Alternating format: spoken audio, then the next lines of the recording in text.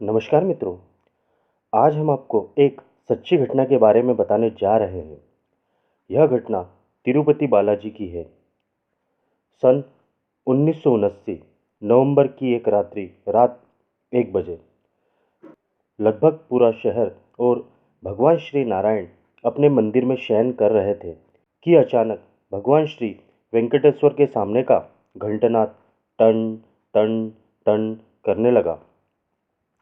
घंटनाद की आवाज़ इतनी तेज थी कि पूरा तिरुपति क्षेत्र उठ खड़ा हुआ और सबके मन में यही विचार था कि मंदिर रात्रि 12 बजे बंद हो जाता है, तो यह घंटनाद की आवाज़ कैसे आ रही है। मंदिर के मुख्य अधिकारी की आंखों में आंसू थे, क्योंकि सिर्फ वही जानते थे कि भगवान श्री वेंकटेश्वर ने घंटनाद क्यों किया है। मित्रों, शायद आप यह घटना नहीं जानते होंगे, क्योंकि ना ही इसे किसी ने ठीक से बताया और ना ही मीडिया ने इसे ठीक से छापा। मित्रों, आपसे रिक्वेस्ट है कि इस वीडियो को लाइक और शेयर जरूर कीजिएगा, क्योंकि हमारे सनातन धर्म के मंदिरों के चमत्कार और रहस्य लोग ज़्यादा से ज़्यादा जान सकें। और साथ ही ऐसे वीडियो देखने के लिए हमारे चैनल को सब्सक्राइब जरूर कर लीजिएगा और बेल आइकन को प्रेस करना ना भूलिएगा। तो जान लेते हैं पूरी घटना क्या है। सन 1979 तिरुपति क्षेत्र में भयंकर सूखा पड़ा था। दक्षिण पूर्व का मानसून पूरी तरह विफल हो गया था।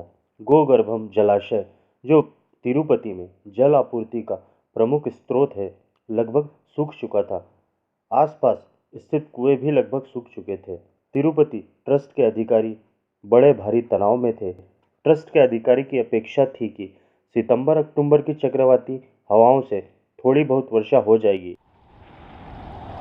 किंतु नवंबर आ पहुंचा था।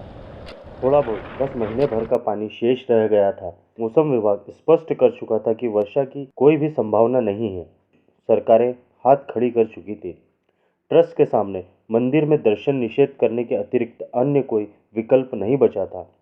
ट्रस्टियों की आत्मा स्वयं धिक्कार रही थी कि कैसे श्रद्धालु को कह पाएंगे कि जल के अभाव के कारण देव स्थान में दर्शन प्रतिबंधित कर दिए गए हैं, किंतु दर्शन बंद करने के अतिरिक्त कोई विकल्प नहीं बचा था। विधर्मियों और मूर्ति पूजन के विरोधियों का आनंद अपने चरम पर था। नास्तिक लोग मारे खुशी के झूम रहे थे। अखबारों में खबरें आ रही थी कि जो भगवान अपने तीर्थ में जल आपूर्ति की व्यवस्था नहीं कर सकते, वो भगवत भक्त मंडल पर क्या कृपा करेंगे। सनातन धर्म अनुयायियों को खुलेआम अंधविश्वासी और सनातन धर्म को अंधविश्वास कहा जा रहा था।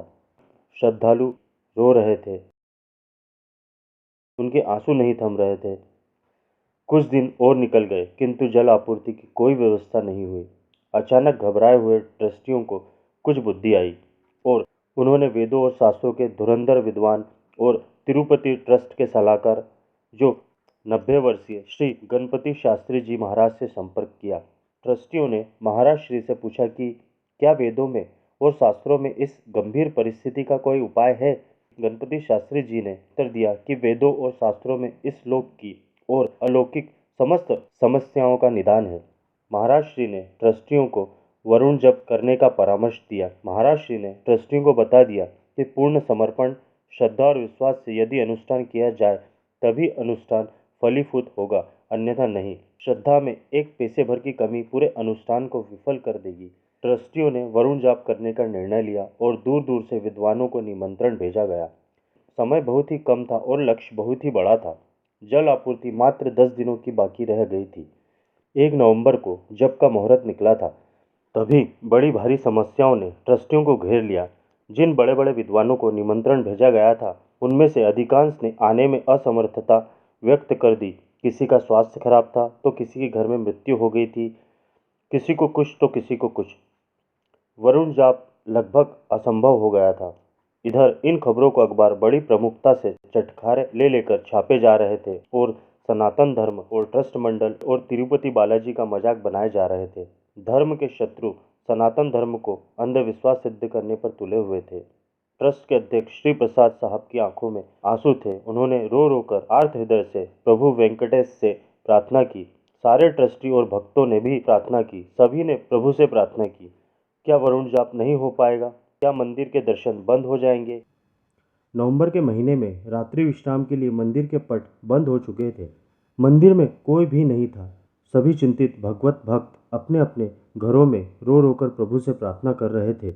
और तभी रात्रि में 1 बजे यह घंटनाद गूंज उठा। पूरे तिरुमला पर्वत पर मानो प्रभु सबसे कह रहे हो, चिंता मत करो, मैं तुम्हारे साथ हूँ। दूसरे दिन से ही वरुण जाप हेतु अनुकूलताएं मिलने आरंभ हो गई। जिन विद्वानों ने आने में असमर्थता व्यक्त कर दी थी, उनकी उपलब्धि के समाचार आने लग गए थे। 8 नवंबर को पुनः मुहूर्त निर्धारित कर लिया गया। जो विद्वान अनुष्ठान से मुंह फेर रहे थे, वे पूरी शक्ति के साथ अनुष्ठान में आ डटे। वरुण जाप 3 दिनों तक चलने वाली परम कठिन वैदिक प्रक्रिया है। यह प्रातः लगभग 3 बजे आरंभ हो जाती है। इसमें से कुछ विद्वानों को तो घंटों छाती तक पुष्करिणी सरोवर में खड़े रहकर मंत्र जाप करने थे। कुछ भगवान के अर्चा विग्रहों का अभिषेक करते थे, कुछ यज्ञ और होम करते थे, तो कुछ वेदपाठ करते थे। 3 दिनों की इस परम कठिन वैदिक प्रक्रिया के चौथे दिन पूर्णाहुति के रूप में सहस्त्र कलशाभिषेक सेवा प्रभु श्री वेंकटेश्वर को अर्पित की जाने वाली थी। 3 दिनों का अनुष्ठान संपन्न हुआ। सूर्य नारायण अंतरिक्ष में पूरे तेज के साथ निकले हुए थे। बादलों का नामो निशान तक नहीं था। भगवान के भक्त बुरी तरह से निराश होकर मन ही मन भगवान से प्रार्थना कर रहे थे। भगवान के अर्चा विग्रहों को पुष्करिणी सरोवर में स्नान कराकर पुनः श्रीवारी मंदिर में ले जाया जा रहा था। सेक्युलर पत्रकार चारों ओर खड़े होकर तमाशा देख रहे थे और हंस रहे थे, और चारों ओर विधर्मी घेर कर चर्चा कर रहे थे कि अनुष्ठान से बारिश, ऐसा कहीं होता है क्या? कैसा अंधविश्वास है, कैसा पाखंड है। ट्रस्ट के अध्यक्ष श्री प्रसाद साहब और ट्रस्टीगण मन ही मन सोच रहे थे कि हमने कौन सा अपराध कर दिया, हमसे कौन सा अपराध हो गया, क्यों प्रभु ने हमारी पुकार अस्वीकार कर दी। अब हम संसार को और अपने आप को क्या मुंह दिखाएंगे। इतने में ही 2-3 पानी की बूंदें श्री प्रसाद के माथे पर पड़ी। उन्हें लगा कि पसीने की बूंदें होंगी, और घोर निराशा भरे कदम बढ़ाते रहे। फिर मंदिर की ओर 5-6 मोटी बूंदें पड़ी।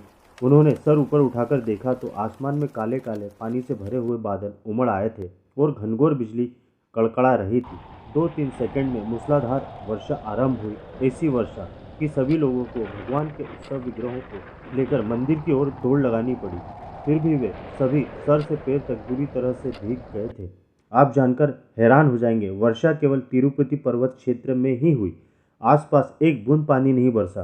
गोगर्भम जलाशय और आसपास के कुएं लबालब भरकर बहने लगे। इंजीनियरों ने तुरंत आकर बताया कि अब पूरे वर्ष तक जल आपूर्ति की कोई चिंता नहीं है। सेक्युलर पत्रकार और धर्म के शत्रुओं के मुंह पर हवाइयां उड़ने लगी और लोगों की आंखें फटी की फटी रह गई। भक्तमंडल जय जयकार करने लगे। यह घटना सबके सामने घटित हुई और हजारों पत्रकार और प्रत्यक्षदर्शी इसके प्रमाण हैं, लेकिन इस बात को दबा दिया गया। भगवान वेंकटेश्वर श्रीनिवास कोई मूर्ति नहीं, साक्षात श्रीमन नारायण स्वयं है। अपने भक्तों की पुकार सुनकर वे दौड़े चले आते हैं। मित्रों, अगर वीडियो हमारा पसंद आया हो तो वीडियो को लाइक और शेयर जरूर कीजिएगा।